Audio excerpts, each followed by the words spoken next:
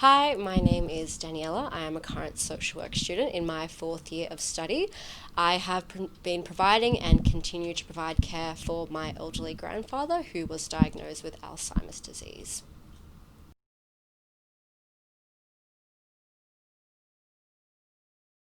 To me, being a young mental health carer is a challenging but extremely rewarding role.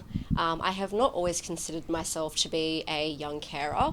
Initially, I had just assisted my mum in any appointments that my grandfather may had, taking him to the shops, taking him banking. I do believe, though, through my tertiary education, I began to develop a better understanding of being a carer. So from there, I now provide emotional support to any of my family members, and I continue to sort of, monitor their behaviours and tell them that it is okay to seek help. So really promoting those positive help-seeking behaviours.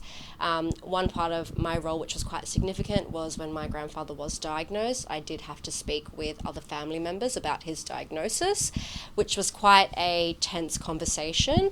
But eventually, I believe that they began to understand what he had been diagnosed with and the support that he may or will need throughout his recovery journey.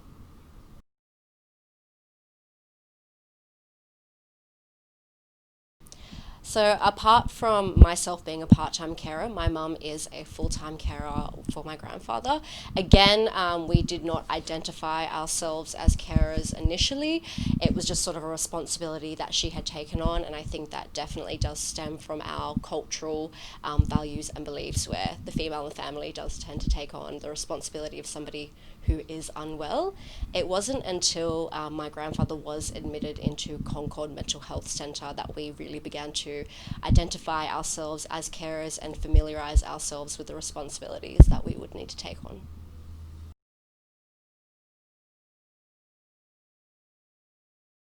Societal attitudes and the perception of mental health, I think, definitely does impact the relationship between the carer and the person they are caring for. I think this definitely stems from the stigma and discrimination that the person, well, the consumer, may experience in the mental health system. So, for example, if the person that has been diagnosed with mental illness, they may not feel that they are involved in the treatment plan or their care plan, and that they have been discriminated against by mental health professionals. They may veer from that support, so in turn that may create tension between the carer and the person being cared for, as they aren't being able to achieve those positive mental health outcomes.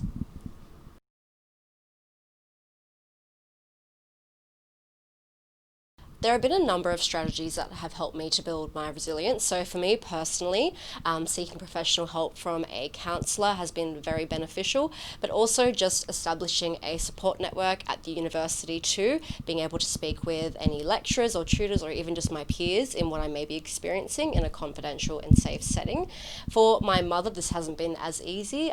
She isn't one to seek professional help, but she has been, communicating with myself, including other family members, and really getting her siblings involved in the treatment for my grandfather.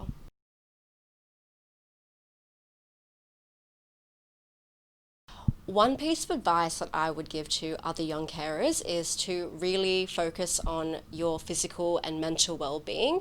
I understand that it may be difficult, that you want to provide as much support that you can to the person you're caring for, but if you aren't caring for yourself and attending to your physical and mental needs, then you won't be able to do that. You won't be as capable in doing that with the person you're caring for.